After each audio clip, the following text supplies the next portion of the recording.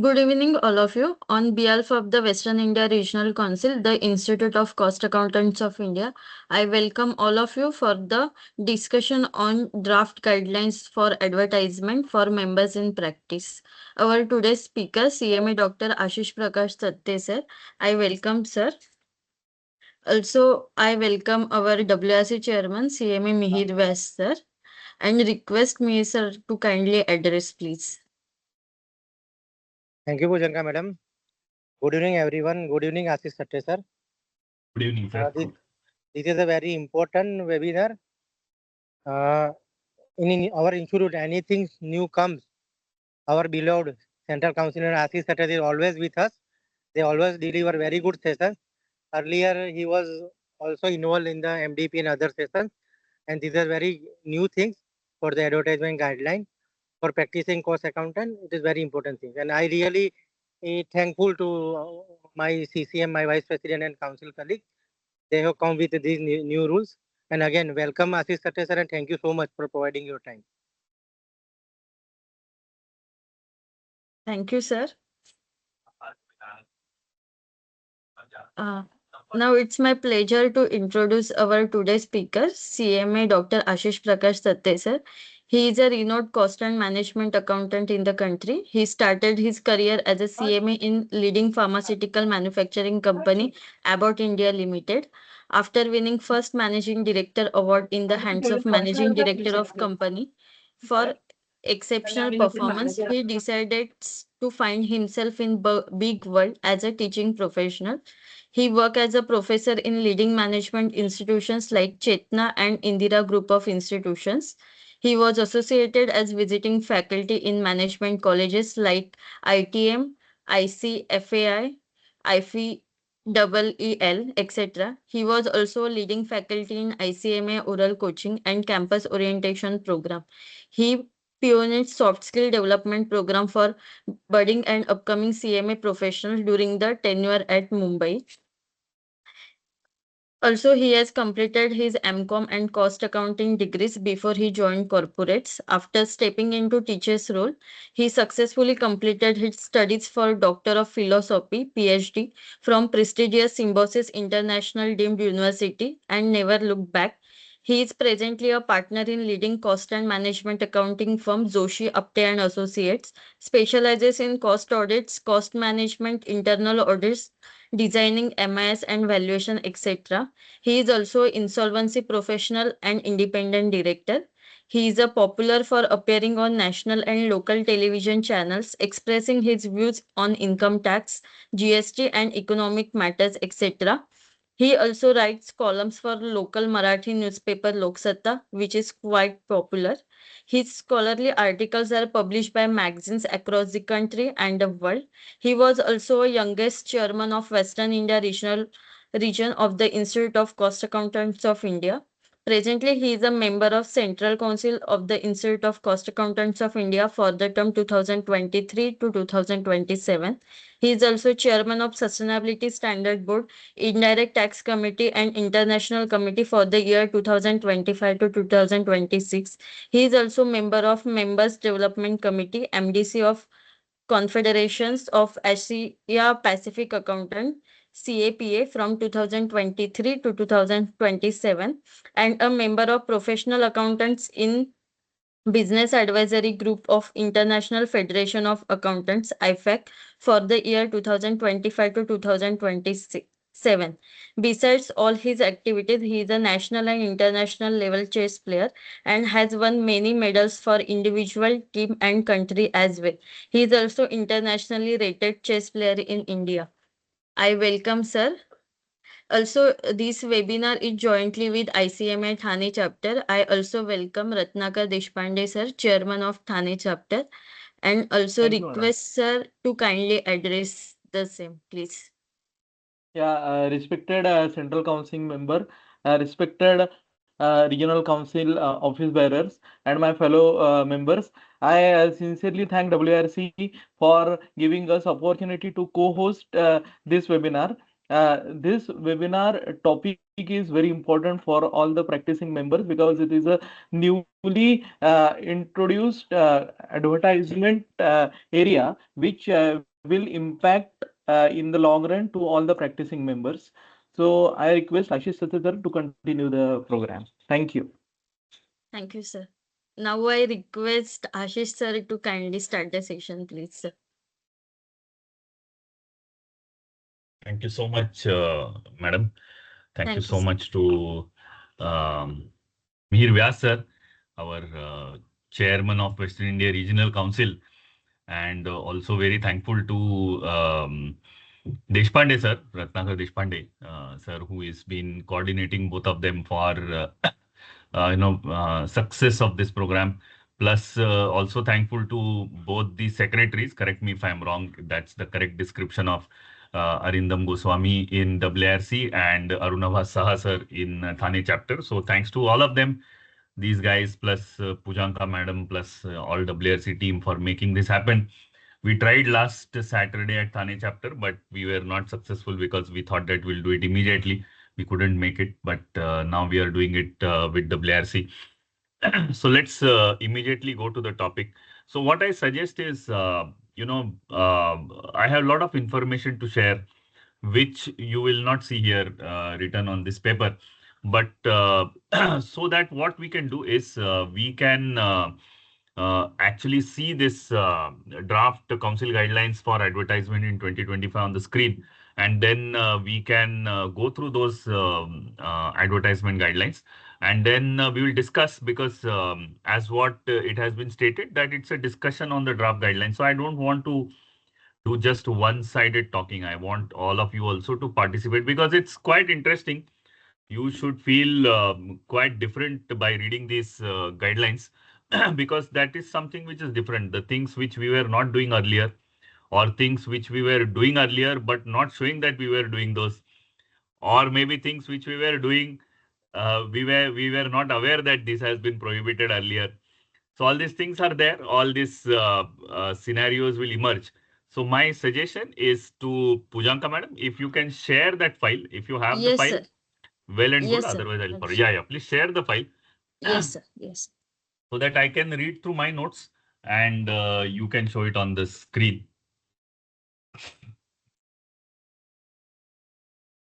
Correct. Thank you Sir, so is much. it visible? Yeah, yeah, it is visible to Huh. me. For others also, it should be. So my suggestion, since we are online, so my suggestion to all the participant is that unmute yourself and speak. And once you have spoken, you please mute yourself because otherwise a lot of disturbance will keep on coming. So just come down for the purposes of these guidelines. Act means Cost Accountants Act. Acha, haan. Before we start, we want to thank few people, those who have taken a lot of efforts for these guidelines. Yes, I'm not one of that. I'm not one of that person when these guidelines were developed. I was not in India, so I had absolutely not, I can't say zero contribution. I had some contribution, but not to the extent which others has contributed to these guidelines. I'm thankful to all of them for getting this guidelines to see the reality, see the light of the day. Um, my council colleagues is Navneet Jain and Suresh Gunjali ji, who has taken a lot of efforts. Of course, this small group was led by Neeraj Joshi, my friend in council and vice president of the institute, who has taken 3 days. He was sitting in New Delhi just to ensure that these guidelines are out and given to the Ministry of Corporate Affairs for their approval, as well as to this as a draft for the discussion. But besides that, there were two more cost accountants from southern part of India who has helped us to create these guidelines. One was CMA Vidyasagar, and the one was, of course, renowned Ramaskanda sir from both from southern part of India. Thanks to five of them who has done a lot of efforts to do these guidelines. Manoj Anand sir was also there, some involvement for development of these guidelines. So thankful to all these people, those who have brought these guidelines. These guidelines are quite critical because, as what I told you, things which we were not doing earlier, we have got liberty now to do those things, or maybe things which we were doing earlier, not much involved into not knowing that these are advertisements or something like that. You will come to know that now these are advertisements. Plus, plus things which we were doing, or maybe we were not aware that these are advertisements. So all these things will happen. You will come to know one by one when we start unfolding the things. So if you go through these key definitions, Act, Institute, Firm, these are normal definitions which we have. If you go to the write-up means any content, material, communication, whether written, printed, electronic, digital, audio, or visual in nature, that is created, issued by the firm, and which is prepared in compliance with these guidelines. So write-up is nothing but a normal write-up as what you and I understand and see, that these are the write-ups which are there, which we have been doing quite long. But we thought that we need to formalize something about these write-ups. We all write into various places. We all write into institute magazines. We write into non-institutional magazines. We write into newspapers. I also write into newspapers. So what are the guidelines for doing that? So these are everything you will put up. We have decided that these write-ups should be defined somewhere, that how these write-ups are to be put up. What are the guidelines for the write-up? So if you go through this advertisement guidelines. So the part 2 talks about, or the rule 2 or part 2 or whatever you say, talks about write-up. Then part 3 talks about advertisement, what is actually advertisement is. If you go through the 4th, that talks about restrictions, then the logo, then the firm's logo, that is institute logo, firm logo, then association with the aggregators, online third-party platforms, website disclaimers, and consequence of the non-compliance. So these are the few chapters with the new movie which is coming up, very famous, which talks about chapters. So we are already there with the chapters. So you can call them as the chapters of these guidelines. So we can now go through the chapter number 2 or the rule number 2. What are all guidelines for the write-up? So so before we start, let me tell you that there are few sacrosanct principles which has been defined here. What we have tried to do is, if you see the guidelines for advertisements issued by other institutions, they are more talks about what you are supposed to do, whereas our guidelines talks about what we are supposed to do as well as what we are not supposed to do. So when there are both the possibilities, because there is a long list of do, there is a long list of don't.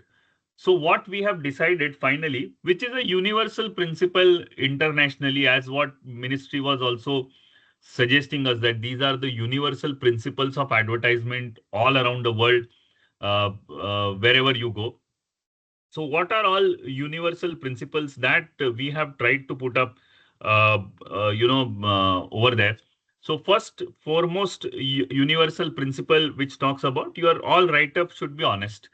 It should be truthful and factually accurate. Correct. So there can't be write-up which you give, whatever, whether it is website, whether it is somewhere, write-up, somebody asks about your firm, somebody asks about you. So whatever all those write-ups which are there, it must be honest, truthful, and factually accurate. So that's the first principle. Second principle is there should not be any exaggerated claims. So what do you understand by exaggerated claims? Is in general principle, we all know what are all exaggerated claims. So, I am not supposed to have any exaggeration of my claims. I am not supposed to talk about others. Correct. So most important is I should talk about myself. I should not talk about others. And the third and the fourth and the most important guideline, most important thing which is there is everything should be honest, truthful, and accurate. So first is I should talk about myself. I should not talk about anyone else. And whatever I talk should be truthful, honest, and accurate.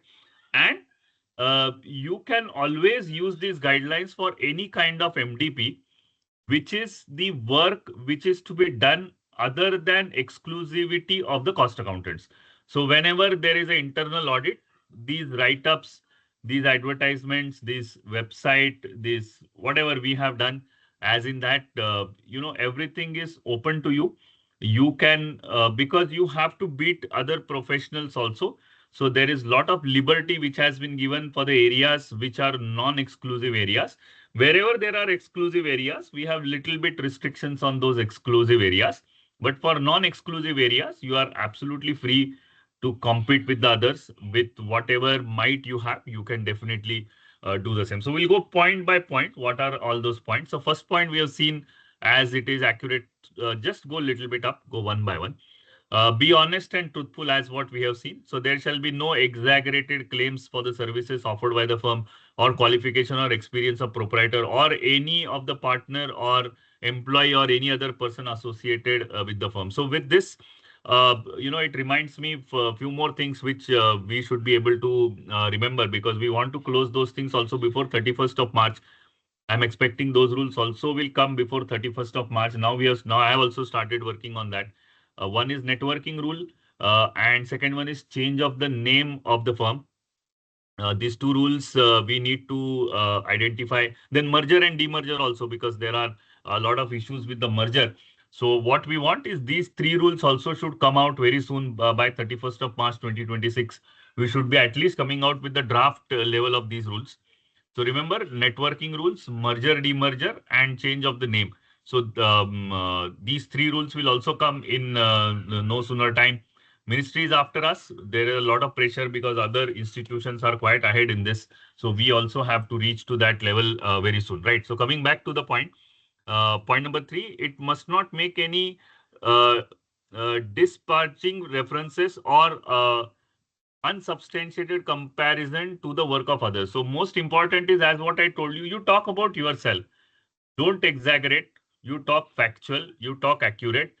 No question that you will talk about others. There is for sure everywhere you will find that you will not use others' testimonial, others' endorsement. You will not talk about others. You talk about yourself. That is what is the advertisement in purest form. So I say that I have done this, I have done that. No exaggeration, all truthfulness. I have done this. I have utilized these techniques. I have used these techniques. My clients has been benefited. I have this much number of clients, or whatever you want to talk something truth, having being substantiated with the numbers, with the factual position or whatever you have. If you don't have it, don't talk it. So it has been written somewhere that we are the number one in the city, we are number one in India, we are number one in world, or whatever it is. So if there is a substantial proof of that, you can talk. If you don't have, you need not be talking about that, right? So 1, 2, 3, 4 points. Now fifth one, it should not mention any fees charge. However, the fees charge may be disclosed only where there is required by the regulator. We all know that most of our fees are given in the annual report nowadays. It's a part of the resolution to be passed in the annual general meetings. So our fees to the extent of listed entities, it is very much clear. I know that many of our cost accountants earn very handsome fees of even 40 lakhs, 45 lakhs, or 50 lakhs of that audit. So of course there are few those who are lesser prices also, but that's a part of life, part of profession as such. So we should not mention the fees anywhere. However, if it is to be disclosed, only where there is requirement to be disclosed by the regulator, that you can put up. Now, provided that such disclosure is only to the extent of requirement of the regulator, and it is made only till such period that the member works under the purview of such regulator, such requirement of the regulator are in force. Where such disclosure of fees charge is made, the member firm shall ensure that it is mentioned below such disclosure itself, that disclosure is in terms of the requirement of the having jurisdiction in the this. So you have to follow. Once you mention the fees, you have to below that also you'll have to mention that why you are quoting those fees or why you are mentioning those fees in your advertisement. Whatever form of advertisement, we'll go to the form of advertisement later on, but currently we are talking about a form of advertisement of a write-up. If I have to give somewhere as a write-up, how do I give a write-up about my firm, my individual assets? So this is the some of the guidelines, number 5. Number 6, it should not contain any information about achievements, awards, except given by the central or the state government or regulatory statutory bodies or any other position held or accreditations granted by any organization except by the central government, state government or regulatory or statutory bodies. So if my firm, see, I may be getting many individual awards. So that is my individual profile. But there are possibilities that my firm has got some award. So which awards I can disclose, which award I can write in my write-up is it should not contain any information about achievements except awards given by the central state government or regulatory or statutory bodies or other positions held. So it should not contain any information about the achievements or the other positions held or accreditation granted by the organizations except by the central or state government. So if any state or central government has given you any kind of accreditation or award or achievement or recognition as such, so those you can mention. Besides that, you cannot mention in your firm's profile, right? So let's understand that there is a difference between your firm's profile and your individual profile, right? So individual profile is different. That is not your firm's profile. But when it is a write-up about your firm, when you are giving that advertisement in a newspaper, advertisement on your website, I mean, your website is your website. You can use some third parties also. That also we'll discuss that how we can use the third parties to give your advertisement. So where I'm mentioning about my awards, these are the guidelines for mentioning those awards. So wherever it is recognized by the state or central government, unless it is recognized by the state or central government, you cannot give that in your write-up. Right. So next one is it must include only material that has the professional relevance. Right. So it is expected that whenever you are giving kind of a write up somewhere in the advertisement or your website or someone else's website or something like that. So there you should give material which is only of the professional relevance. So when I am giving profile of my firm or myself as a cost accountant, as a practicing cost accountant, I can always mention that, I'm practicing since this number of years. My practice is located, my office is located in this year. But then you can't say that, I have acted in drama or a, movie, 5 years back and my movie was very popular and it has grossed 100 crore rupees as a, movie where I have acted. So, I mean, these are not of the professional relevance. So you are not supposed to give that kind of things in your write-up. So whatever it is related to the professional relevance, that should be given. It shall mention affiliation of the firm with any network alliance firm, whether registered with institute or not. So wherever you want to feel that there is any network partners you have or alliance with the firm, those rules, as what I told you, are likely to come for the draft stage before 31st of March, so that it shall mention the affiliation. So if you have any affiliation, you can mention. It should not be the nature of that may bring profession into disrepute. So that, as what I told you, all write-up must be honest, truthful, and factually accurate.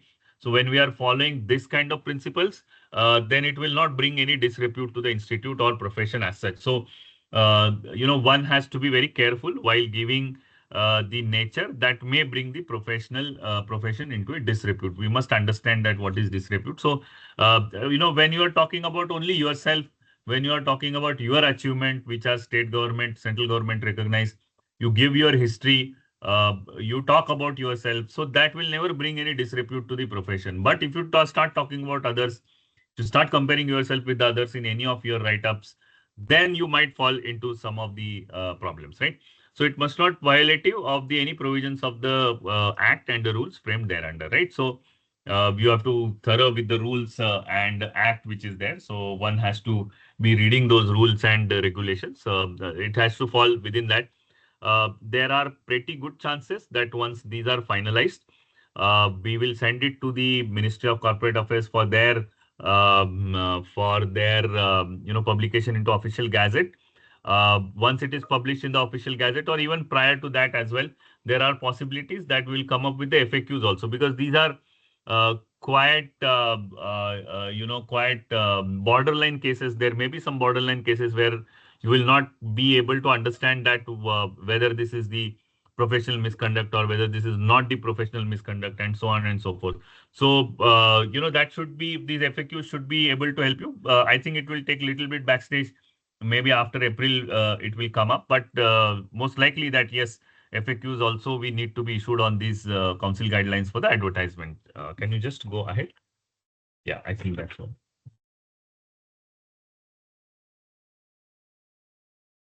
Yeah, correct. So last point. The Institute of Cost Accounting may issue reasoned directive for the removal or withdrawal of any whole write-up or any part of thereof.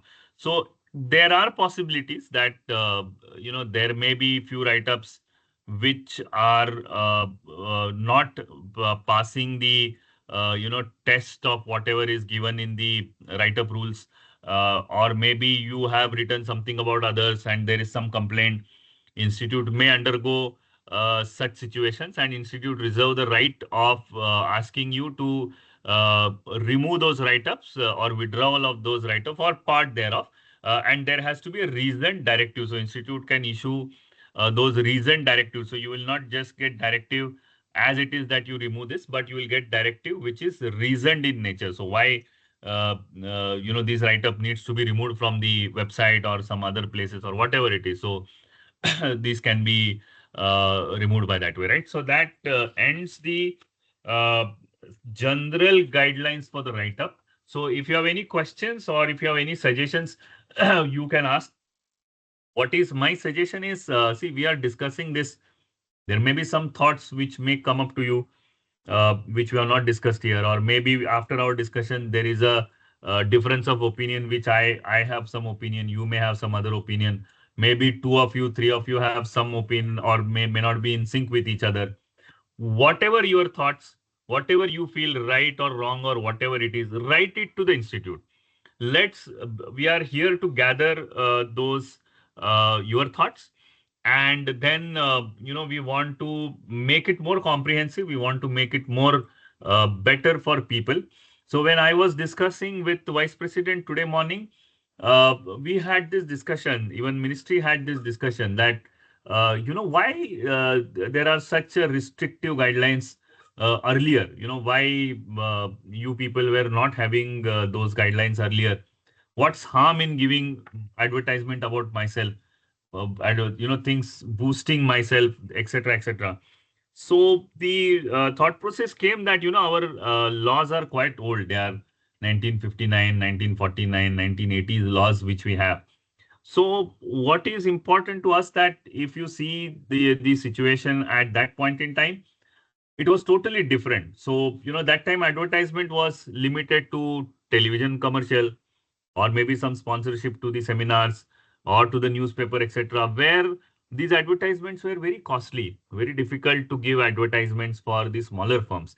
Maybe the bigger firms, where those who are having good money, might acquire more businesses by giving those advertisements. So to keep the level playing field between small practitioners and the big practitioners, at that point in time, our lawmakers thought that there has to be parity between both of them, level playing field between small and the large practitioners. So that point in time, they decided not to put advertisement open to all, because small practitioners can't afford it. But nowadays things has changed. If you see that, if you go to YouTube, you go to say, any other social media platform, they are free of charge. Just by spending few money, you can also boost your advertisements. You can also help yourself. You can also get the logo done. You can also make the write-ups, very nice write-ups you can do. And, of course, so that there are a lot of opportunities for small practitioners, by spending even less money to, make the advertisement of their firm. So with this background, I think these new rules are good for the small practitioners also, because they will be able to advertise themselves. They will be able to, whatever small way they want to do it, their advertisement free of cost, lesser cost effective advertisements they can do, still reach to their prospective clients by way of those advertisement. So now, despite of these advertising rules, there will be, we feel, that level playing field between smaller practitioners and larger practitioners. Especially when you are competing with the other professionals, there are many areas wherein we compete with other professionals. So for us also, it would be, because we are smaller in front of them, so it would be easier for us to do these advertisements. Especially when you are competing with other professionals, we give full liberty. if you see the rules, they have categorically stated that you given full liberty to advertisement in do advertisement in that case. So with this, let's close the point number 2. So and open this point number 2 for discussion. So if you have any questions, any things about the write-ups for the advertisement, any questions you have? Yeah.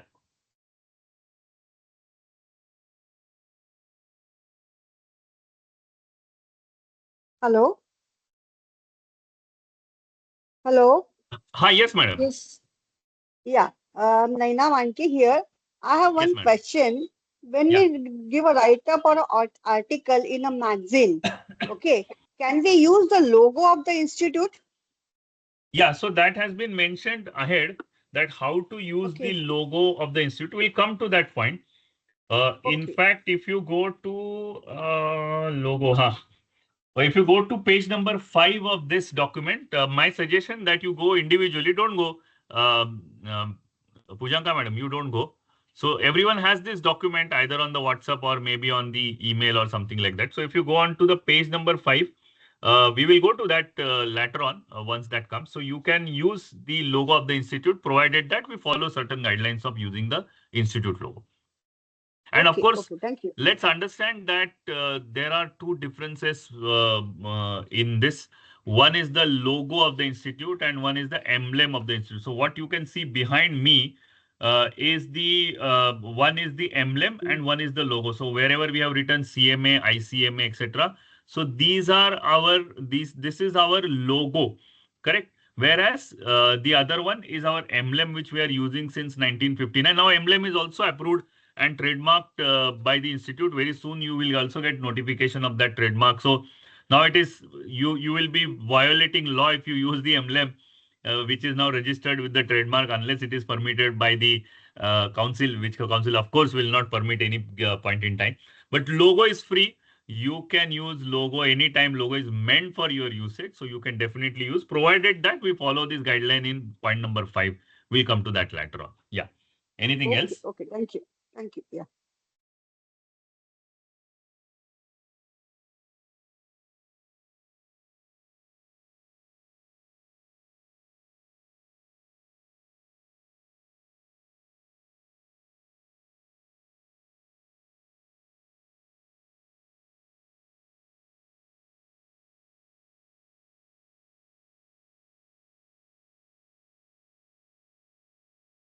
So if we are done with no questions on write-up, later on also we can take questions. I think I'll do few more sessions online. There is one session which was in discussion, may happen on Saturday as well. So if you wish to, if you have any other questions, you can join me on the Saturday as well. Meanwhile, there will be a lot of few more discussions. Not only me, there will be few more discussions which may happen across the country through our costing communities. So if you have any questions, you can again come back on Saturday. So we'll go now the permitted activities for the advertisement. So what is advertisement? So when we talk about, what is advertisement or what are the ways of doing advertisement or by what way I can display about my firm, write up of my firm. So where I can do it, how I can do it. So there are certain activities which I can do it for the advertisement. So let's go through those activities one by one. So there are total 12 activities which has been 12 sub clauses which has been mentioned over there. So let's go one by one. The firm may undertake various forms of advertisement provided they remain within the scope of these guidelines. Just hold on. 1 minute, 1 minute.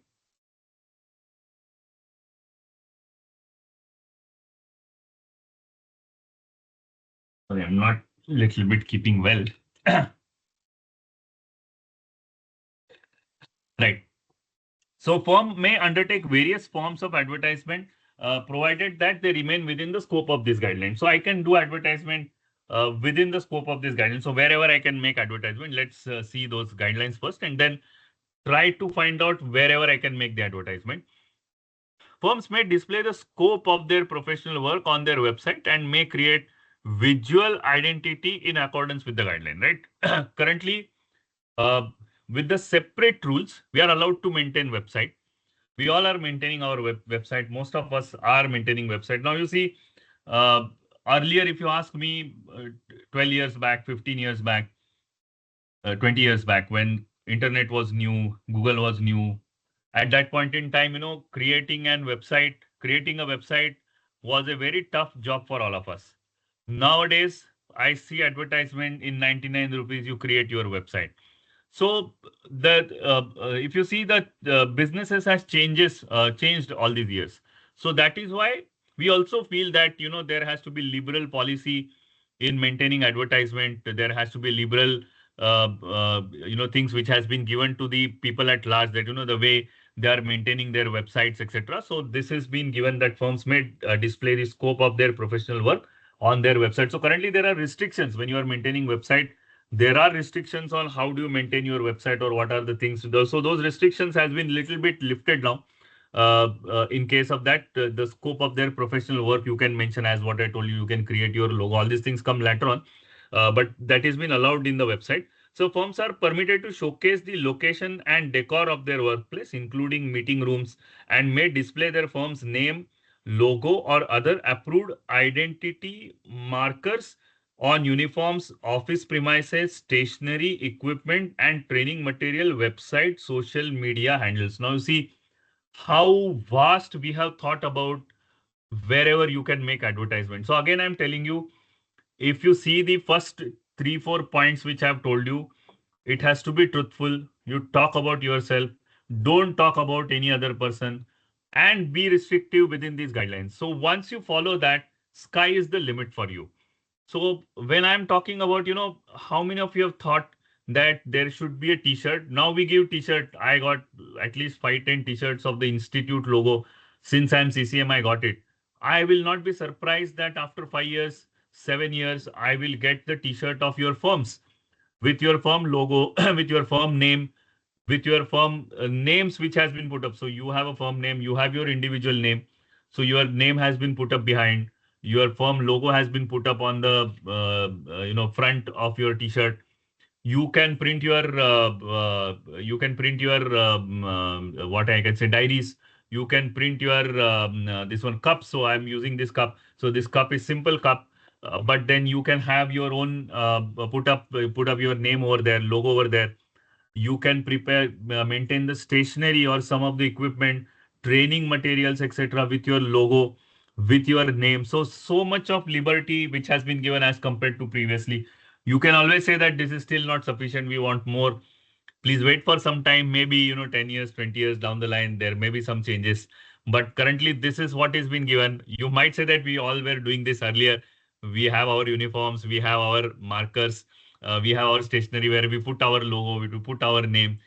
Maybe you were doing that earlier, but now that has been officially permitted once these rules are approved by the council very soon. Maybe after national convention soon, we are expecting these rules to get approved. Maybe by 31st of January, I'm expecting that these rules will be finalized. Okay, going to the next point. Firms may issue professional updates or the write-ups through any medium. So there is no this one. Many friends of mine, you all, most of us are part of various WhatsApp groups. You will find a lot of people in case of GST or cost audit or many other places. They keep on updating members. They keep on stating that this change has happened, this notification has come, this case law has come, and so many things which they keep on putting. So you'll say that we were doing this earlier also. What is the point in giving it now? But now it is formally permitted that firms, and that's the firms. Everything I was doing it on my own name. So my friend, I will not name my friend. Maybe he's attending today's session also, but he's gives a lot of information about GST. Every day, 1 or 2 of his slides are displayed on my WhatsApp. They come on the WhatsApp, but he is doing it on his own personal capacity as an individual person. So he's not technically doing for his firm. His firm name doesn't come. His own personal name comes. So that is anyways permitted today. But tomorrow you can print the name of your firm. You can give logo of your firm. You can say that this has been prepared by my firm and this is I'm sharing because I'm doing advertisement. Whether it is pseudo, whether it is direct, pull, push, whatever you call it. I am doing advertisement by this way. So it is falling under this that firms may issue professional updates or write-ups through any medium. So now that is been permitted. So now my friend does not require to send it on his personal name. He can form his firm. He can send it through his firm's name, etc., etc. So that has been permitted now. Members in practice. So my point is, see, uh, we were liberal earlier also. We used to do that. There were no complaints. Everyone has accepted this kind of scenarios, this kind of environment, work environment, advertising environment. But now it has to be formalized because we have already liberalized. We have already been going ahead. But somewhere this needs to be formalized. So that is why all these rules are there. So members in practice may appear on radio, television, or similar platforms and may display their firm's details. So I also appear on television. I also appear, as what I told you, write-ups in Marathi newspaper. But where I don't mention my firm's name, I'm not allowed to mention my firm's name. But now you are allowed to do that. So that's your advertisement. Because I'll tell you a very interesting case. Few years back, I should say. When I was working in a college, I had an opportunity to appear on television long back. It was 2007 or 2008 story. So my director at that point in time, of course, it is not related to costing profession, something different, but related to advertisement.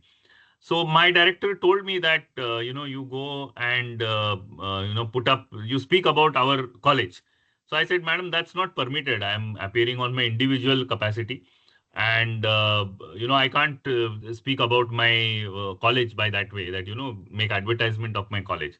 So she gave me idea that you wear t-shirt of our college and you go there and then you speak whatever you want to speak within limited things which you have, within permitted things which you have, but your t-shirt will speak about our college. So that is how we used to do advertisement. So now also I appear on television. We appear on with the tie and coat and suit, etc. So tomorrow if your tie, coat, suit has your firm's logo, firm's name engraved on that, uh, don't get surprised if you see the professionals, those who are doing this, because all the three institutions are now allowing the advertisement.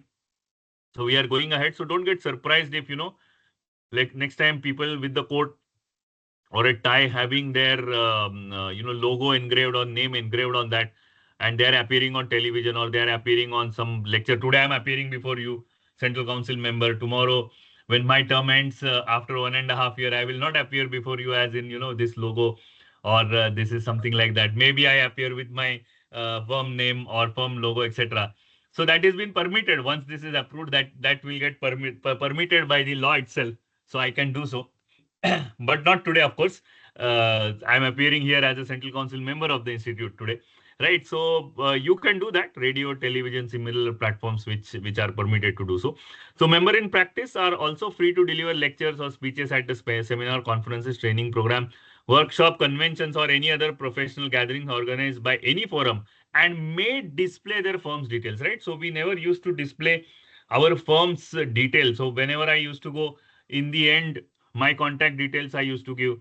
Never used to say that, display my firm's details. So I can again wear a coat engraved with my firm's name, tie with my firm's name, shirt with my or t-shirt with my firm's name and logo, etc. And I can give sessions that has been permitted.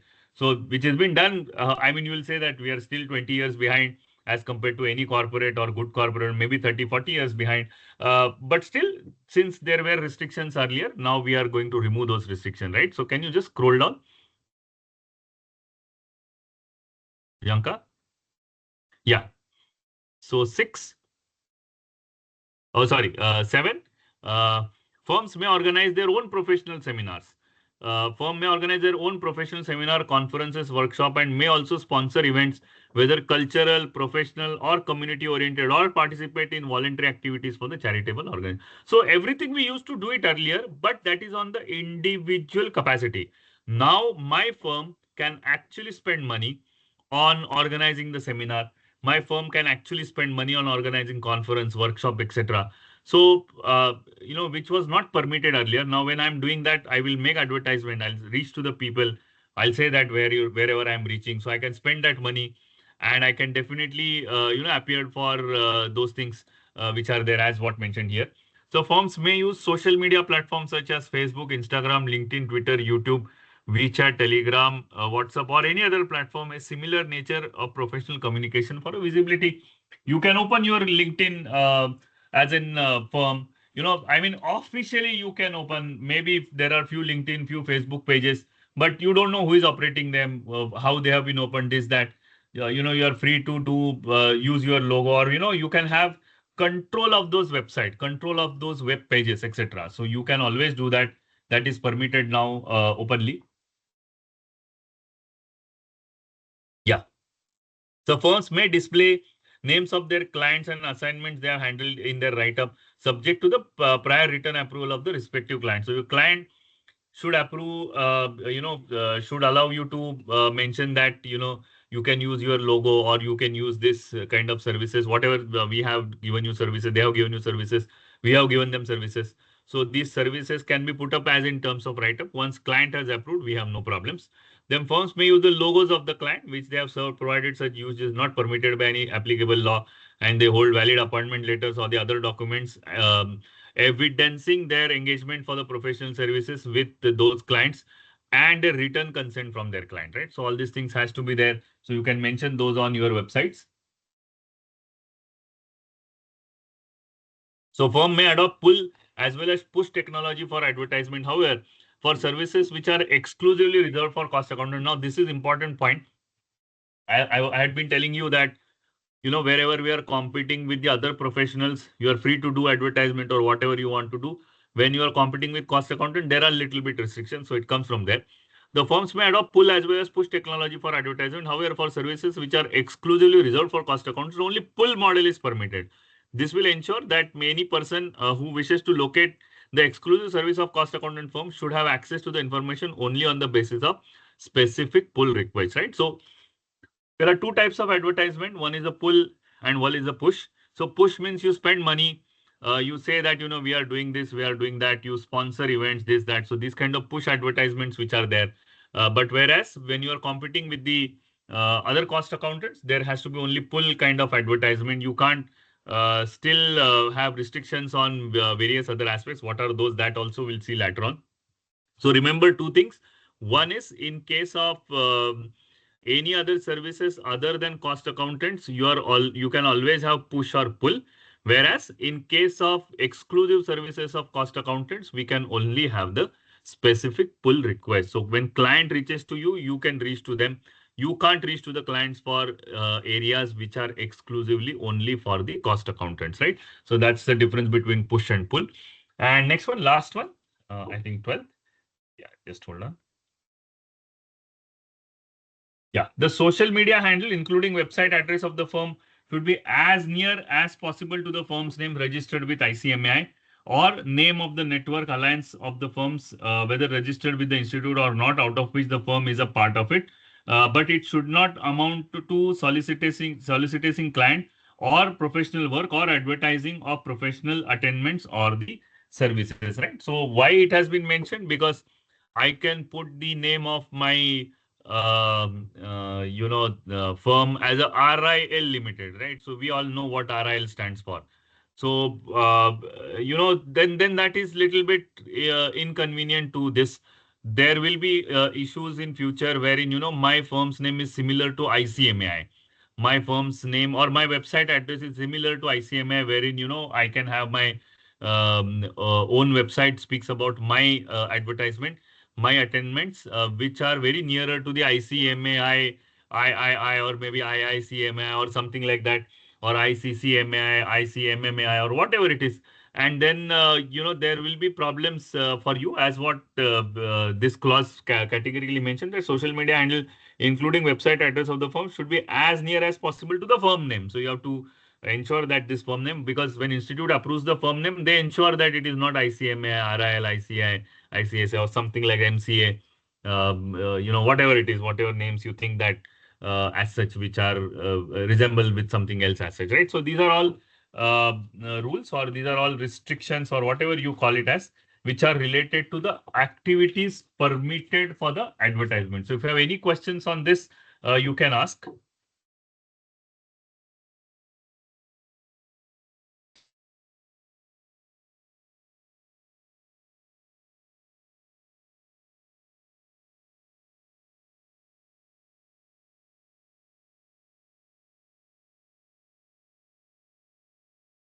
Yeah, So no question. So we'll go ahead.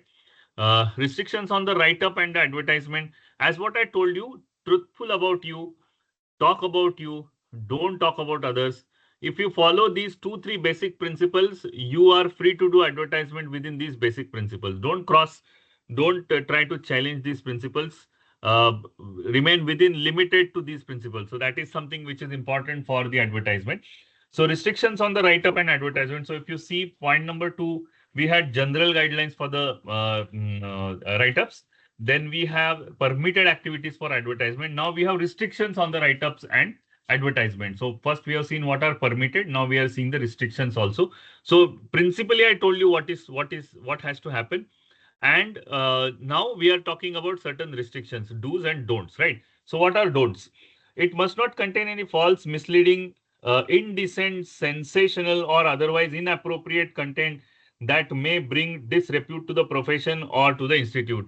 So I was discussing that with one of my council colleague that, we call it ourselves as a Dhurandhar of CMA profession. Now that question comes whether, in my write-up, I say that we are the Dhurandhars of the professional CMA profession, then is it been allowed as per the rules? So that question I'm going to ask you also, whether it has been allowed, and if it is allowed, which law, which section it allowed, which sub-rule allows this, or which sub-rule does not allow you. So keep this in mind that I have written that, I'm the Dhurandhar, we are the Dhurandhar of CMA profession. So of course, it contains any false misleading, right? So that is a misleading. So there is no concept as Dhurandhar in the professional background as such. So that cannot be allowed because that goes as a misleading thing, or maybe inappropriate content also. That's not professional word. It should be professional, right? The member in practice should not solicit people to visit or like their respective pages on their social networking sites, right? So we should not insist people to visit our website unless they push or pull those kind of advertisement which are there. Then it must not claim directly or indirectly that cost accountant is superior to others, nor may they contain fabricated or untrue testimonial or endorsement. So anyways, no question of testimonial giving, but untrue testimonials is even a bigger sin which you might do, breaking of the law. Yeah, next one. Dr. Ashish, sorry to interrupt Yeah, you, but here we have used the word others. So it is rather vague out there. Superior to others, you mean to say it is superior to other statutory professions, right? Yeah. So superior to the cost accountants, of course. Acha, other cost accountants in general. Yeah. Okay, not the other statutory professions. Yeah. So, madam, let's understand 3 important things. One is my write-up has to be true. My write-up has to be professional. Correct. One. Second is I should speak about only myself. That's the second one. So who am I? What I'm doing? What I'm advertising for myself. 2. Third, I will not compare myself or I will not speak about others. Yeah. If you follow these 3 things, you fall within all the the restrictions which are there. Right. So here we are talking only about the other CMA professionals and not the other statutory professions. Yeah. Other CMA professionals. Yes. Push and pull. Thank you. The difference is that push and pull. Yeah.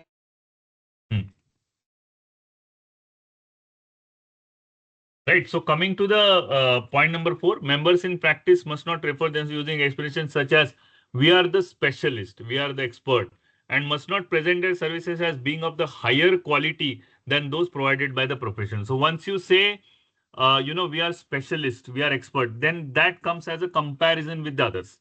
So you claim or you compare yourself with the others. You say that I am specialist, so others are not. I am expert, so others are not. So that is been restricted. It must not guarantee, warrant, or predict the results of the professional assignment and must not suggest that the fees are contingent upon the outcome of the service. That is there already there.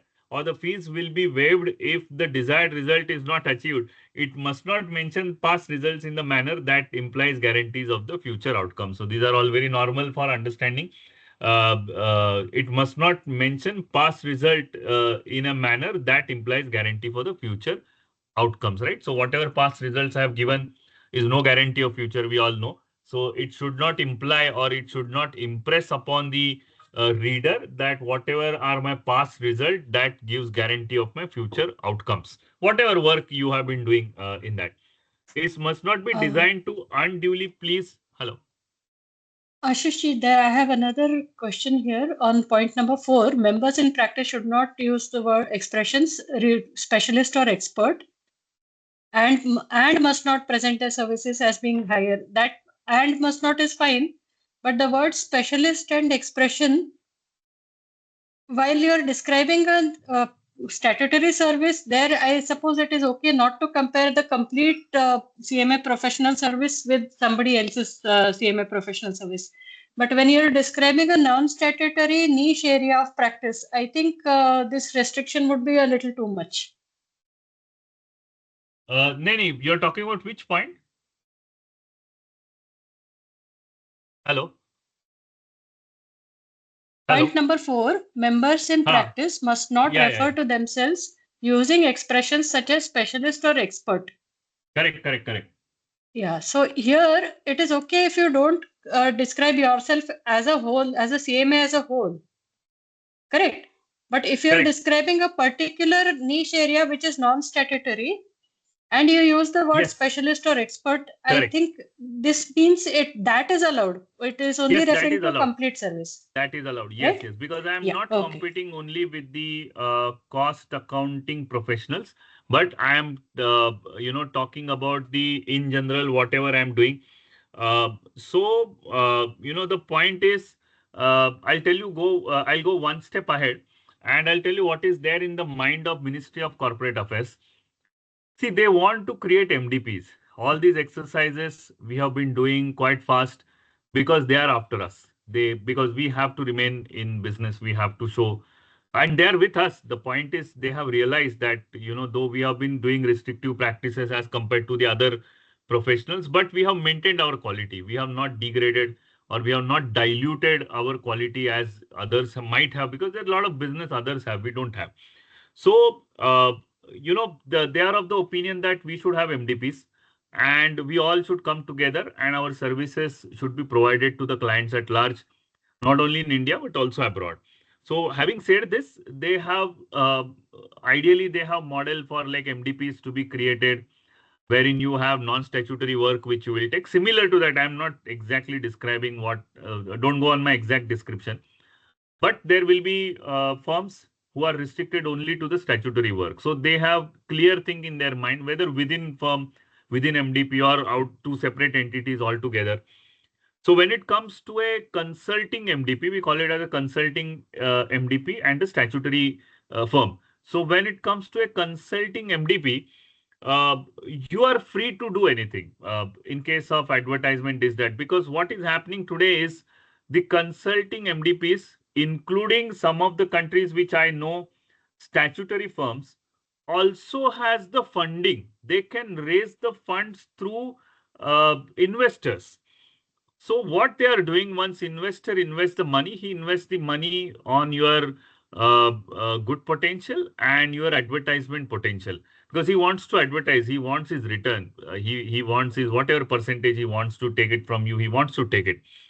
So that is why when it comes to the consulting MDPs, the rules are a little bit liberal. So though that is consulting MDP, cost accountant, chartered accountant, company secretary coming together in that MDP, that is consulting purely in nature, wherein you are allowed to do advertisements. The current model of all the big fours, big fives, big six, whatever you call it, they follow the same model. Ministry wants us also to follow the same model, coming all the three together, or maybe lawyer, engineers also you can add up, environmental specialist also you can add up, and create MDPs and work over there with advertisement. So whenever it comes to a consulting MDPs, you can mention as specialist or expert. But when it comes to a legal MDPs, there are restrictions in mentioning the same, because you are comparing as a specialist with others, comparing with the cost accountants, right? So I think, I don't know whether I have within your point or surrounded to your point, maybe a little bit away from your point, madam. I don't know. You have understood. to judge. Understood. Yeah. Right. Okay. So next one, it must not guarantee, warrant, predict the results of professional. Oh, why are we, okay. Predict the results of any professional assignment and must not suggest that the fees are contingent upon the outcome of the services. This I think we have seen that. It must not be designed to unduly please customers in a way that could mislead or harm them or any third parties. Humorous slogans must not be used under any circumstances. So I gave you example of Dhurandhar of CMA profession. So that is again a little bit humorous also. So it must not be designed to unduly please customers in a way that could mislead or harm them or any third parties. It should not be there. And humorous slogans are also not allowed to be used in your write-ups, right? Next one. That is a It little must- unfair, no? Humor, why should it be totally banned? So you do humor other than your write-ups. You can use advertisement. You can do your advertisement which are humorous. Write-ups you don't give. So advertisement you can do it. I mean, somewhere we have to fall into that. Let's see how we can fall into that. Okay. But I can use humor in my sessions, which I will definitely use. There is no restriction on that. Correct. So yeah, it must not disclose any confidential information or any information that will be detrimental to the interest of the client. That all we all know. It must not falsely claim any qualification for any of their team members. We all know. As what I told you, again, 3 basic principles. Talk about myself, me. Don't talk about others. And whatever I talk about myself, true and within the limit or whatever word they have used, I'll tell you. Honest and truthful. Honest, truthful, and accurate. So these are the 3 words which I should talk about myself. So me, not about others, and what in me is a truthful and accurate and honest. These are the 3 important principles which I should follow. Correct. Then it must not falsely claim this. It must not claim any individual or entity be the part of their professional team unless written permission is obtained from the individual or the entity. We had a lot of problems with this when, the showing that we have some different members part of our team, this, that. So many things which are going there. So this advertisement rules will clarify that as well. Any designation held in the institute by the member shall not be used on the visiting card. The current or the past designation of the members pertaining to the institute can only be mentioned in the profile of the person. So this we follow as a council member. I know we follow this very regularly. My personal visiting card where I don't mention anything about my institute post. I give both cards sometimes if required, but institute card is different, wherein only institute related chairmanship or membership has been mentioned, whereas the professional cards, which are most of us have followed. I have seen that in fact institute when we print with these restrictions right now only. So we have added this point in the write-up as well. So I can write, though I can put up current or the past designation of the member pertaining to the institute can only be mentioned in the profile of the person. So not as a profile of the firm, but I can mention it as a profile of the person as such, right? So these are certain restrictions on the write-ups. Any questions on that, on the restrictions on the write-ups?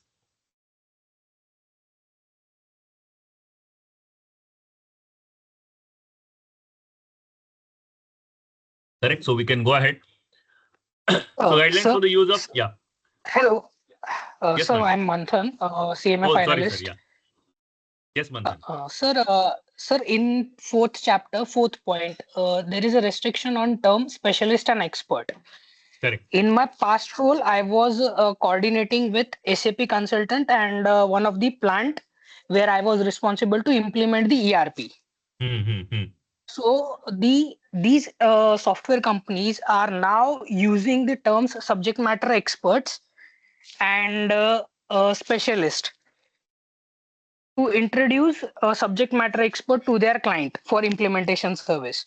So Okay. the restriction over here is speaks about these 2 terms, but CMA himself does not use these terms on his website, but the website of ERP companies use these terms. So I think that there should be some change modification in this 4th point.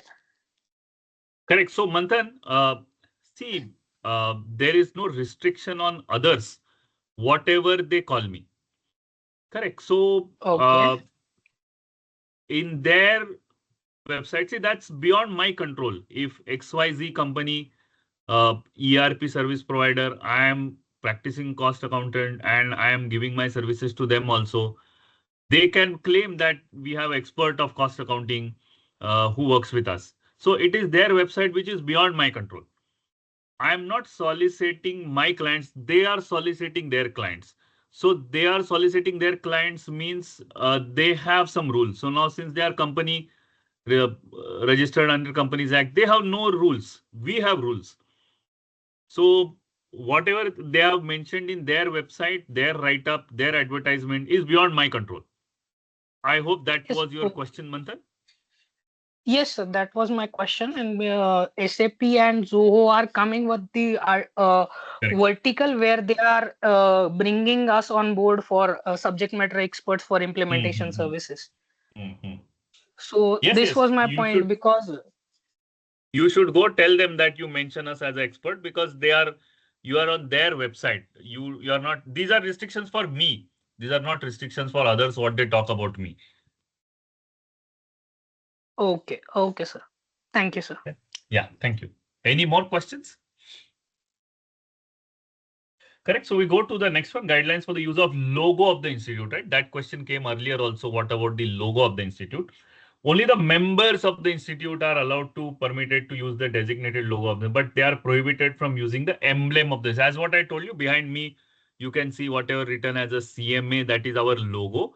Whereas the other one is our emblem. So Tamsoma Jyotirgamaya, what we call it as. So that is emblem. Since I am Central Council member, I am using it. Once I am deprived of that after 22nd July 2027, in similar sessions, I will not allowed to use this emblem. I can still use the logo of the institute.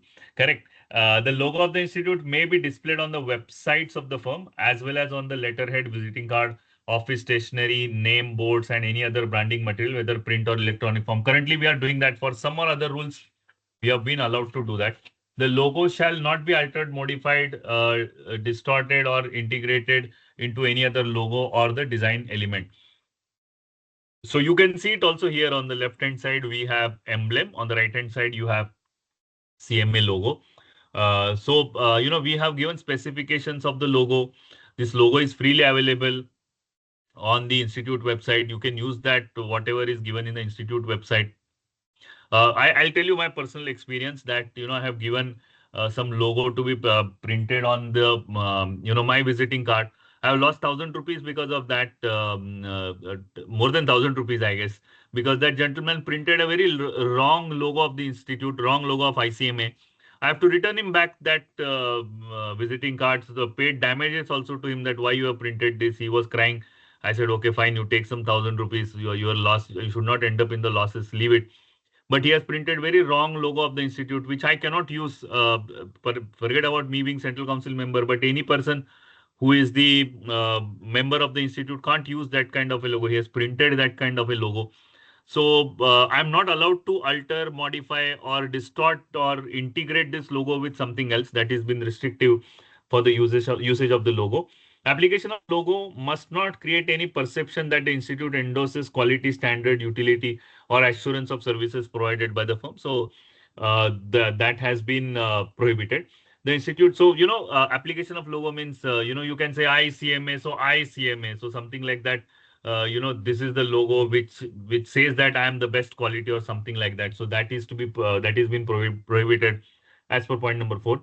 The institute retains the right to monitor usage of its logo at all the times and may direct any member found in violation of these guidelines to remove the logo immediately at the members or the firm's cost and responsibility, right? So institute reserves that right. If you're using it wrongly, if somebody complains, then institute has the right to monitor and usage of its logo, because logo is given by the institute to its members. It's not your firm's logo. Firm's logo is point number 6. Correct. Anything you have questions in rule 5.5 or whatever you call it? Rule 5. Yes, madam. there is a question for the logo. Has the institute published the RBG ratio, the font, the size, Yes. everything? Yes. Where can we everything find has it? been mentioned. You can find it on the institute. We have directly given this somewhere. We have mentioned this. I don't recollect, but I have read everything about that. RGB, font size, this, that, everything has been mentioned. I'll tell you where it is, or maybe Neeraj will tell you. Yeah, where maybe it is. the But institute logo can is put it up on the website where we can find Yes. it easily, so that we Yes, can yes. give it to the printer directly.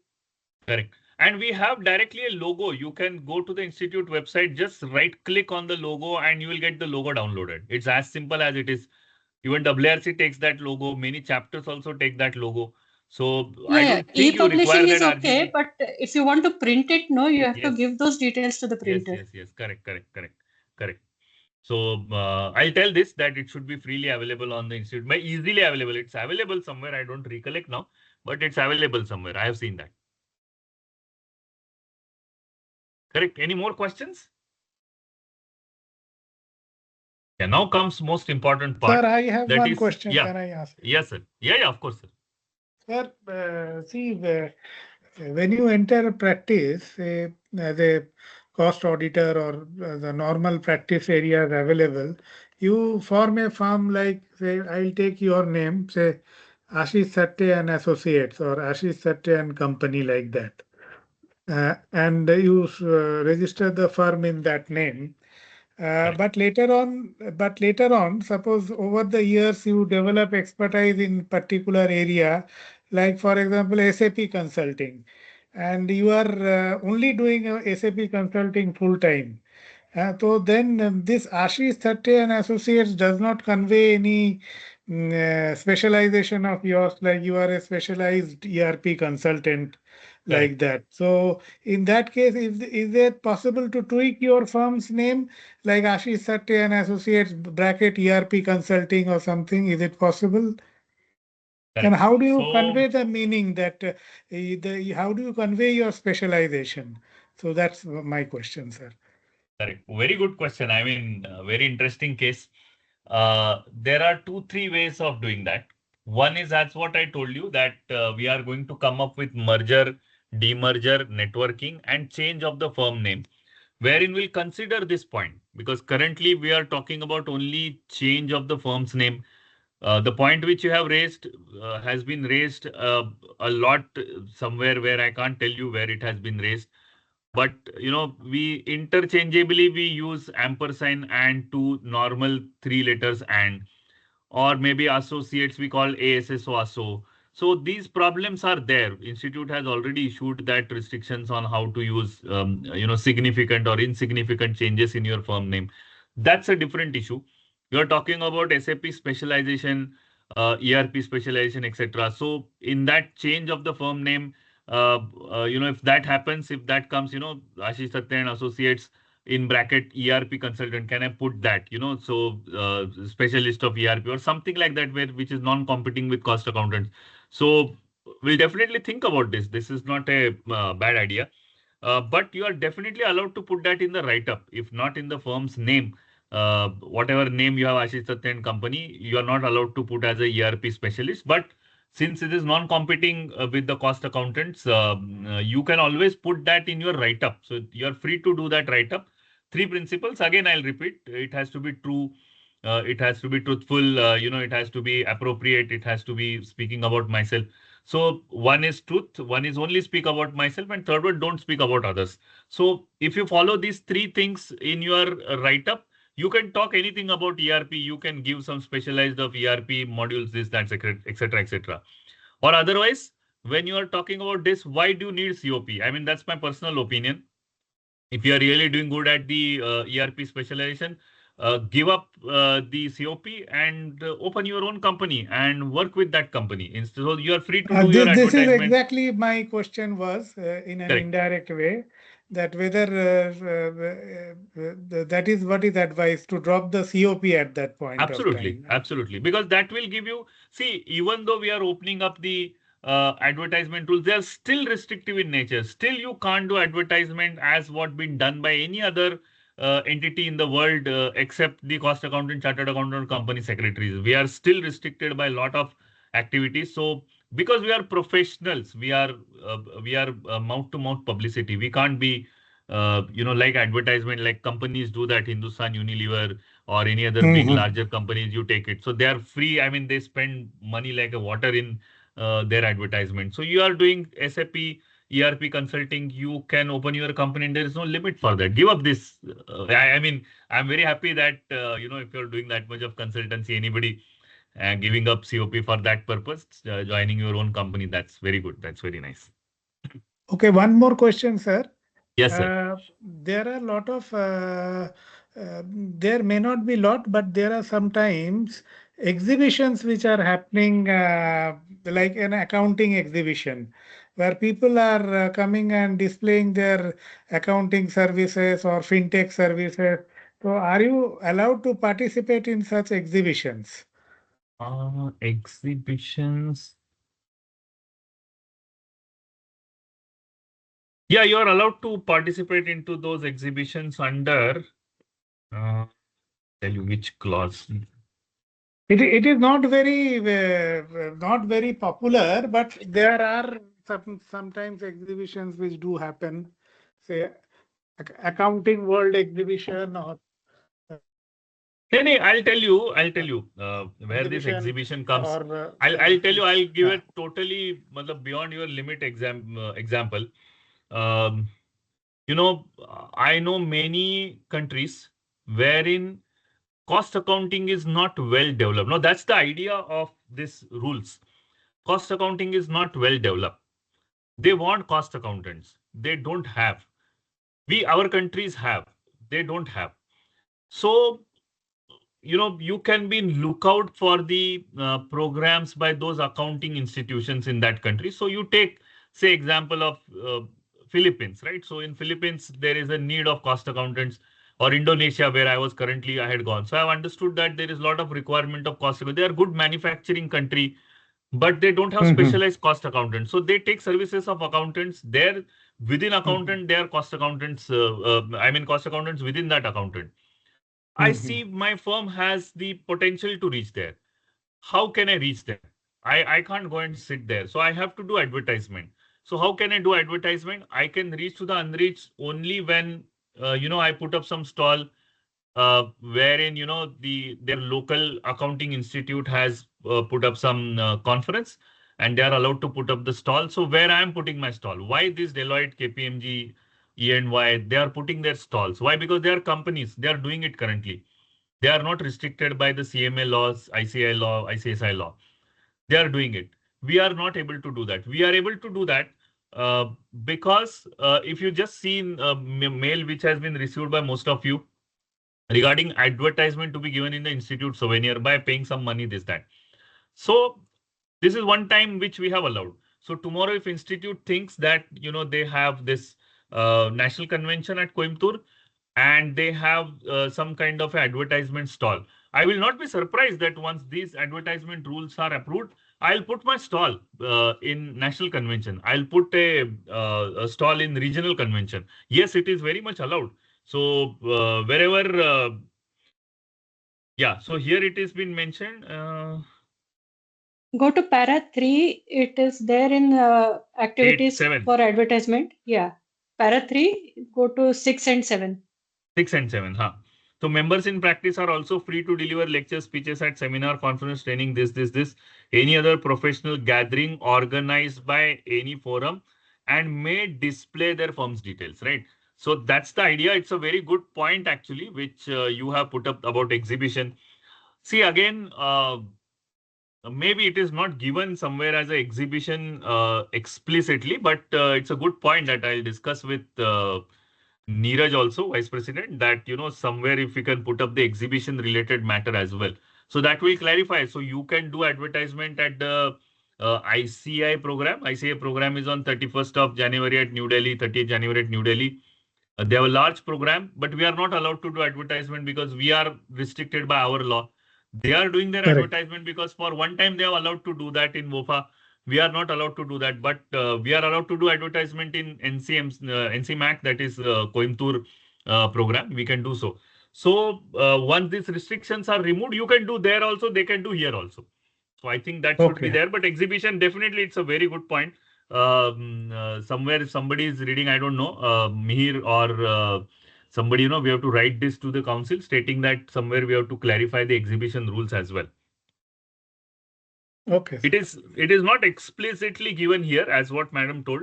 Point number 6 or point number 7, it may fall into that, but not exclusively or explicitly given here.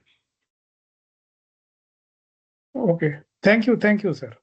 Yes, thank you so much, sir. They have mentioned any Good other point. forum, so Sponsor, we can interpret it sponsor that way. events, something like that they have mentioned. Right.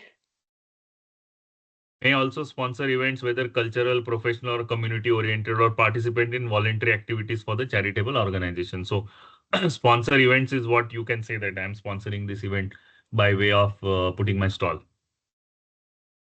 Or I have sponsored, they have given me a stall, something like that. Good, very nice. Correct. Now we'll come to the important point. That is something which will be very interesting to all young practitioners. And as what I told you, myself and Neeraj had very long discussion on this point. That how to develop our firm's logo. We have been developing our logo, institute logo.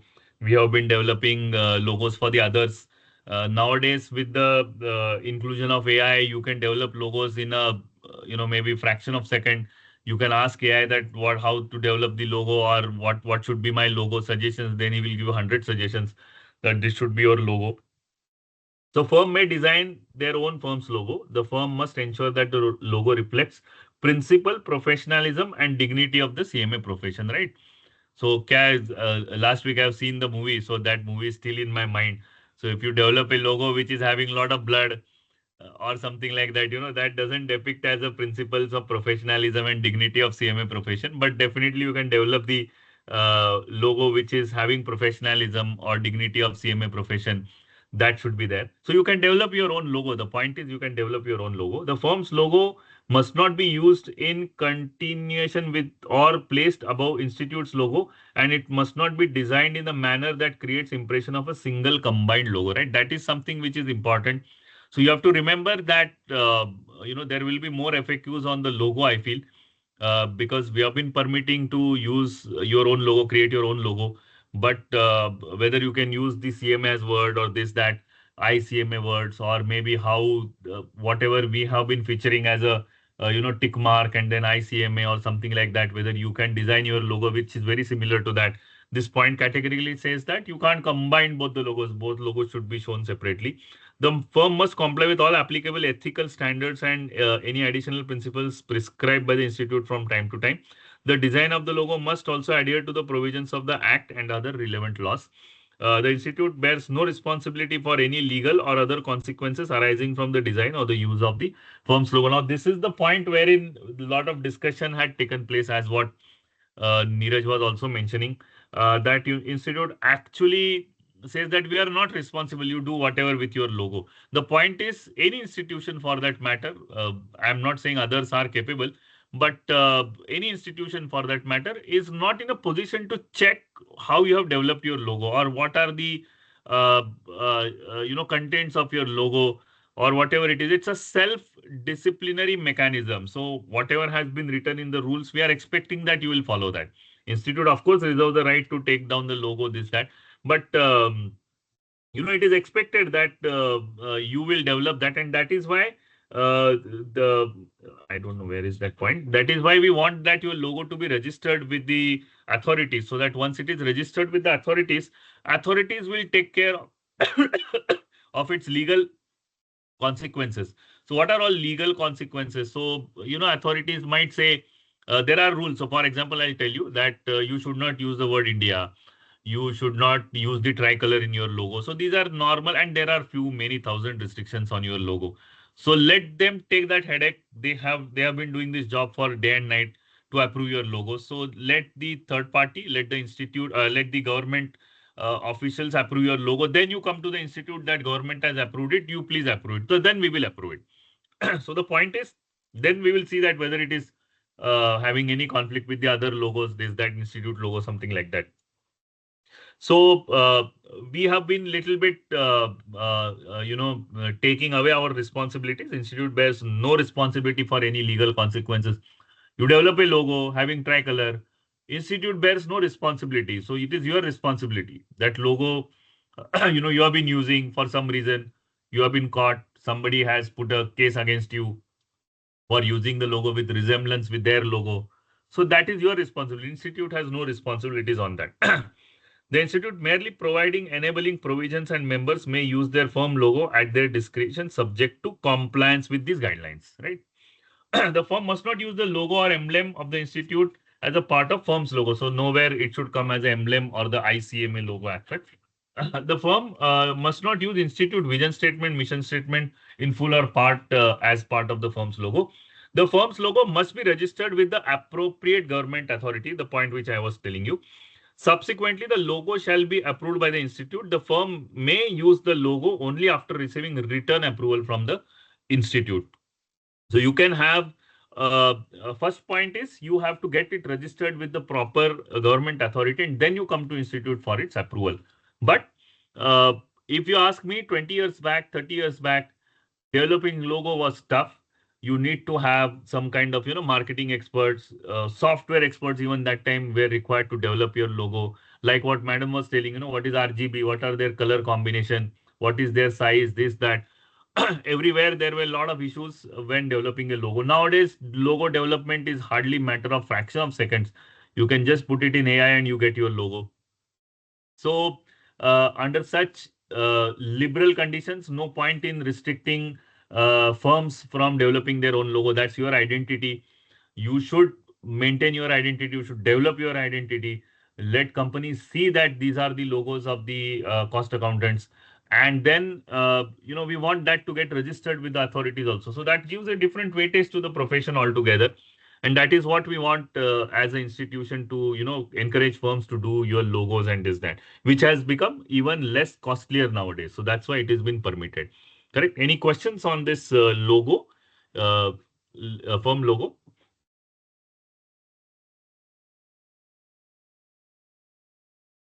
Yeah, actually, these professional firms' logos, the big four always get it trademarked. But if it is a small individual practitioner who has developed his or her own logo, he may not want to spend on trademark registration and all, no? So why this insistence on registering with the government? Which other authority is there that registers? See, the point is your logo, your responsibility. So there are a lot of hundreds of rules of logo. Now whatever is the logo of Deloitte, I can develop which is very similar to Deloitte. That's not difficult. Also in AI, the AI is useful and not useful in that way also. So if you put up command in AI, within fraction of second, you will get lot of logos which are, having resemblance with Deloitte. So that might get, kind of a, what we'll say, resemblance with one of the largest accounting firm in the country. So that's why there are restrictions that you get it registered. What those rules, and whether institute has no mechanism to check whether this rule, whether your logo matches with this logo, resemblance with that logo, this that. Nobody has time, energy, and resources at the institute level to do so. So government authority has. They do it day in, day out. They do thousands of logos daily, approval, disapproval, this, that. So go there, get it registered, and then come to us. That's the idea. So develop your logo. Nobody is stopping you. Small practitioner or large practitioner. Small practitioners can always think of, using their names as a logo, not just any kind of, logo kind of a thing, but your name itself is a logo.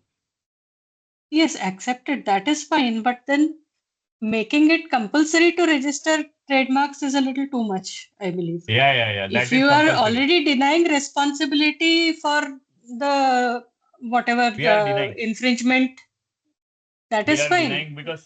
You're denying that is to that extent it is okay. But why enforce registration? Where else then? See, how will you authenticate? I told you.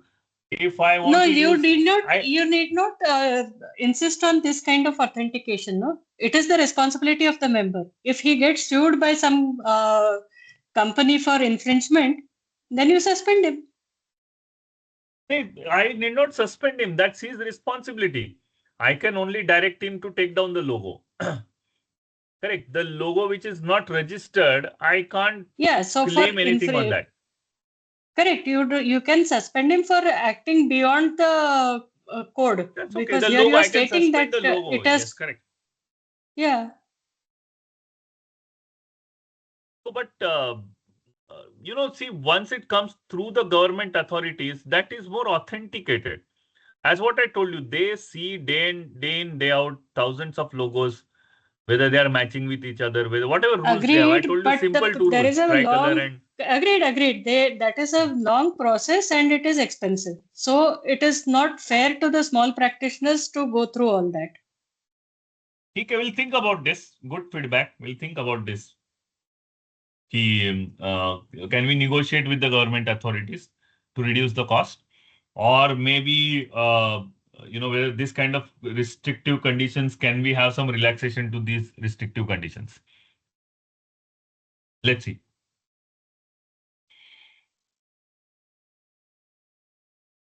Yeah. Any more questions on logo? Correct. Now we'll go to the aggregators. This is also going to get very interesting.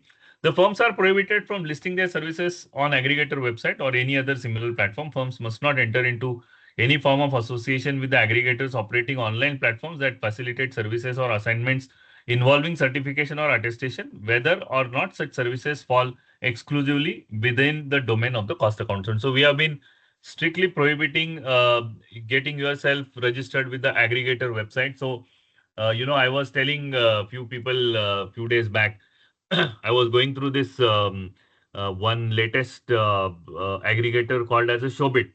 So which gives you the house help on the hourly basis so that you can give some work and then get the work done. Days are not far away, maybe 50 years, uh, maybe long time I'm telling you. But 50 years down the line, maybe you might get accountants for the on the hourly basis that this is the job, because AI will go such ahead, ERPs will be so advanced that I have kept some kind of vouchers over there. I'll call for a accountant maybe for 4 hours. I'll say that 4 hours you work as aggregator company or as aggregator website, which is that I register myself and then I go there, work 4 hours, take money and go back. So currently we are having restrictive prohibitions on getting yourself registered to the aggregators. What happens 50 years down the line, I do not know. But currently we are not allowing that. So firms must not join or present themselves as a member of any marketing association or similar organization that requires them to add individuals as a part of their membership structure or that requires rendering of services not included within the scope defined into the section 2.2 of the Cost Accountants Act. So point is, there is no nothing to hide that. 2.2 is a very damning section for us, wherein we have seen that we have not been allowed to do tax audit because we have not been given that this one. So that means tax audit or tax related matters are out of question of the aggregator.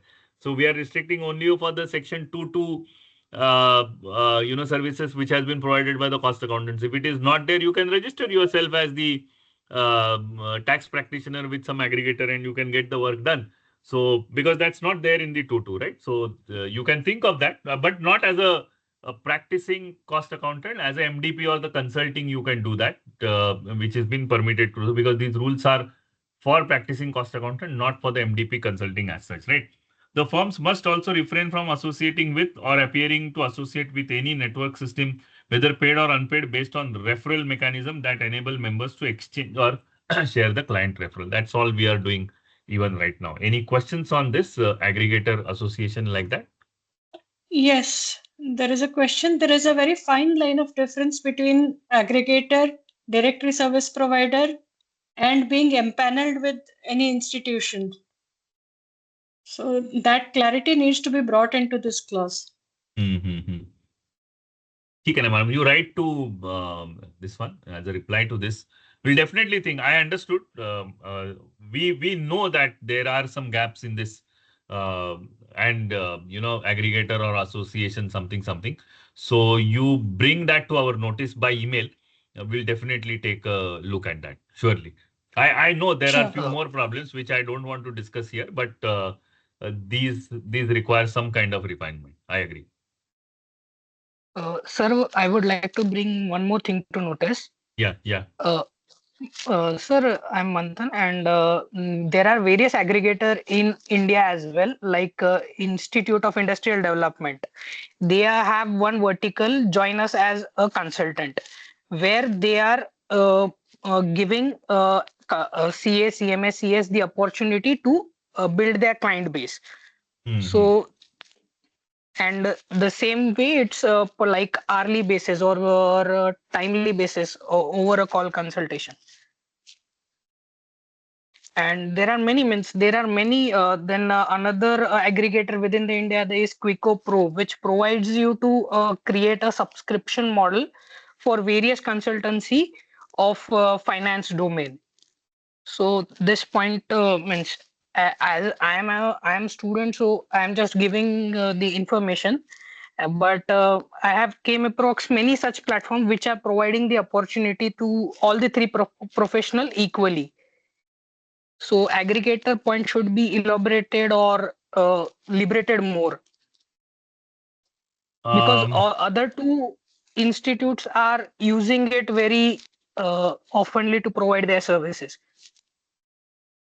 So whatever they are providing using their services, they are unofficial, because we have gone through the rules of other two institutions as well. They both are very much against this aggregator. At least for us, aggregator is not a big problem to the cost accountant exclusive services, because our services are quite costly. They don't come through aggregator, but the services which are not that costly, they are coming through aggregator. I have seen what you have stated is absolutely right. What they other two professionals or even our professionals, those who are doing as an aggregator, right? So advertisement is different, aggregator is different. As what madam was mentioning, these are totally different and mix and match concepts which are there. So we need to have some clarity on that. I agree with madam.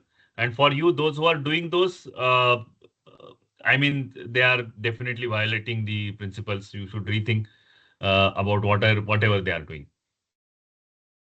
Actually, Yes, sir. And here there is a point that even government provides such empanelments, especially if you look at MSME services. If you're empaneled with the DIC, you can provide services on hourly basis to the MSMEs. So this platform is created by the government. So here you cannot say that any other similar platform is prohibited. So that's why I said that yes, clarity is required. No, so and where yes, what you sir. are saying is they don't see. The point is, what is aggregator? Aggregator earns money. Correct. So when I am registering with aggregator and the client is also registering with the aggregator, client pays 100 rupees to the aggregator, aggregator pays me 80 rupees, they keep their 20 rupees. The person, those who are doing these kind of services, the websites or companies which are doing, they are called as aggregators. Whereas I am just a platform wherein I don't work as an aggregator. I just provide a platform that you come and register here, you come and register here.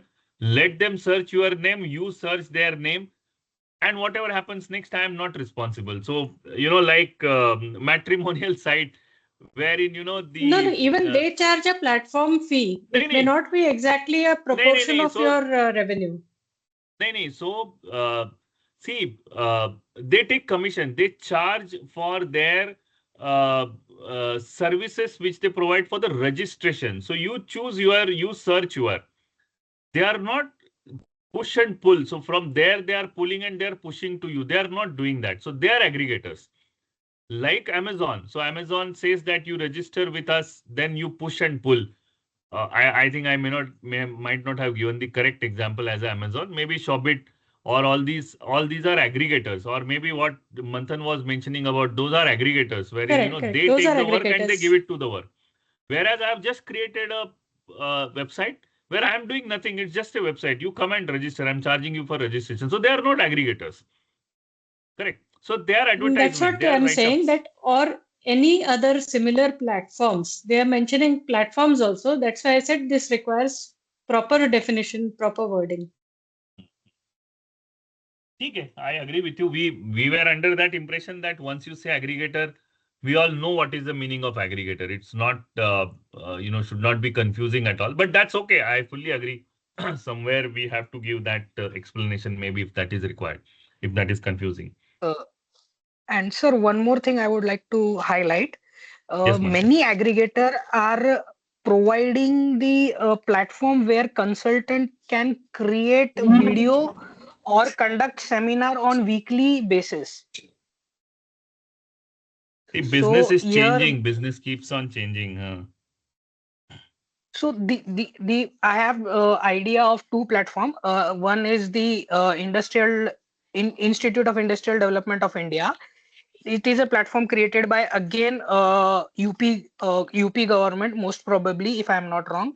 So this platform does, client register over there, consultant register over there, and these portal such takes a recommendation from consultant to for various seminar related concern to MSME only. Then another platform is IID, which is similar to aggregate. They charge 1% of commission. They also conduct the various seminars. So that also point Hmm. should be considered over here. Nay, And see the 1% commission which you have stated is definitely aggregator. There is no doubt.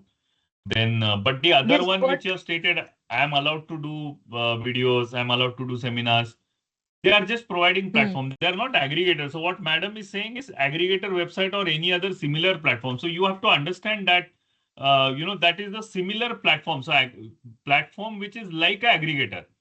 So I agree there is a lot of not 100% clarity on this, but definitely will bring some clarity. We'll take help of you and madam also. If you write it to the institute, whatever mail ID they have given, you write this. So let's understand. See, we are also not experts. We are also not aware about everything what is happening in the business. So if you come up with this, the idea of this seminar, this today's discussion is that you write it to the institute so that we will take those matters into consideration. These are good suggestions, definitely worth considering. okay, sir. Okay, sir. But write it, please. Otherwise, the purpose of doing this discussion is of no use, no? So me being a final student is allowed to write You can the write. suggestions. It's open to all. It's Of open course, to it is all. open for public. It's open to all. Okay, sir. And please write, we want these kind of inputs. We definitely, because see, we are not aware what you are saying aggregator, then that 1%.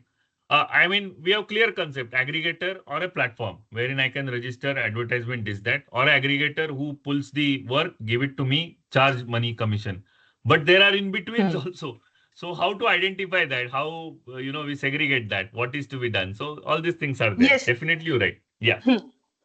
And what IID does, they pay us the honorarium for conducting that seminar.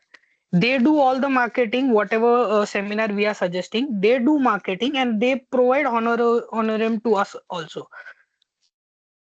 So that is That's great. also a different vertical. Mm-hmm. That's totally new to us, totally different to us. I mean, that's all business One models more, which sir. keeps on changing. Sir, one more. Yeah. Yeah, so there are apps also.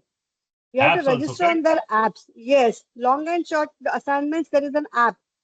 So you can register So on that and yeah, and you have to register on that and even clients are registered on that and they give a small short time assignments on that. So this is another addition to this aggregators. correct. So Then one second. So madam was saying website or any other similar platform. So that similar platform is an app. Yes. yes, sir, and there are various freelancing platform. As you said that in many foreign countries there is a not good developed cost accounting institute. So one of my friend, he has done MBA and from his consulting firm he got the opportunity to consult one of the business in Nigeria. So we being restricted to do advertise in exhibitions are not able to get those work because the friend of mine earned 1 CR from that particular assignment. Oh, that's great. Very good. Means it was a full 1 or 2 year assignment and a client paid for everything. Even he paid for commute from India to Nigeria and entire stay over there. Yes, risk and sacrifice gives you rewards for sure. So the restrictions on advertising in other countries should be liberated, because there are many such examples in my contact.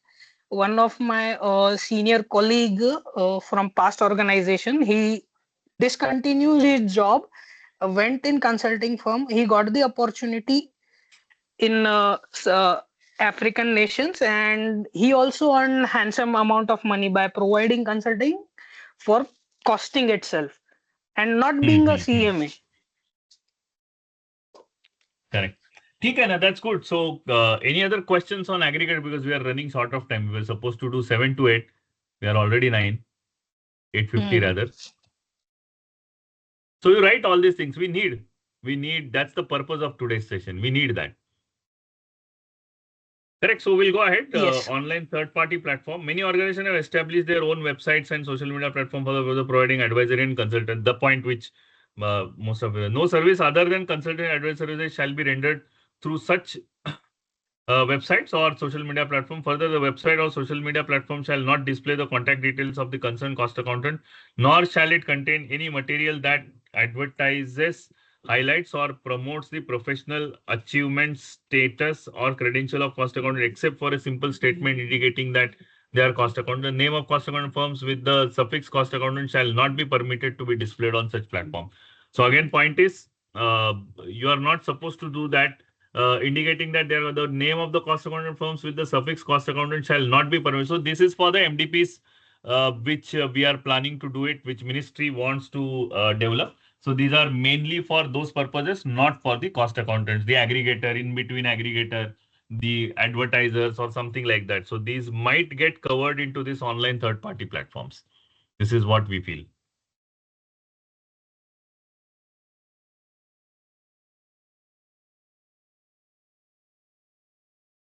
Correct? Yeah. Website disclaimer. So on every website, there has to be one statement. The contents and claims of the website issued by the firm are the sole and exclusive responsibility of the firm. The Institute of Cost Accounting does not own any responsibility whatsoever for such contents or the claims by the firm. And any consequences of this non-compliance is if you do violate, then there will be disciplinary action on you. Right? So I think this is what the whole things are about the council guidelines for the advertisement. Any questions do you have? Or we'll close for the day. And my suggestion is, as what I told you, you should write to the institute. Thanks to Anuradha madam and Manthan and all others, those who have given suggestions. Please write to the institute. We need those kind of inputs from all of you. Yes, sir. And I would also bring to your notice that the platform should also include those platforms which are providing payment in crypto, because nowadays I came across one platform. I came across one platform which is basically a platform, which a freelancing platform, but has the most of the freelancing work on training artificial intelligence on the background of finance, cost, tax, and they are paying in both terms. They are paying in US dollar as well as in crypto. And they are having. क्या नया चीज आज मेरे को समझा है? हाँ, crypto में पेमेंट मतलब थोड़ा ज्यादा ही हो गया अभी. हाँ सर, लेकिन उस क्रिप्टो का इतना वैल्यू नहीं है, इसलिए सब डॉलर ही लेते. That is okay, but I have understood that the way we practice, maybe we are doing Baba Adam type ka practice. People are so ahead, in doing practice, and so many things which are happening in the world. I'm in person. I'm not aware. We need your inputs on that for sure. Yes, no, even if someone gives you in crypto, please don't take it. The volatility is so much; it is worse than foreign currency. Sir, I would like to share one of my knowledge based on this. According to the general knowledge available to me, fiat currency will soon be replaced with digital currency down the line, long term. I can't predict that, because what governments are doing globally is very change geopolitically. It's changing everything. Every resource in your country will be backing Digital. your digital currency. Mm-hmm. So down the line, 50 years, there will be token money only. Yeah, absolutely.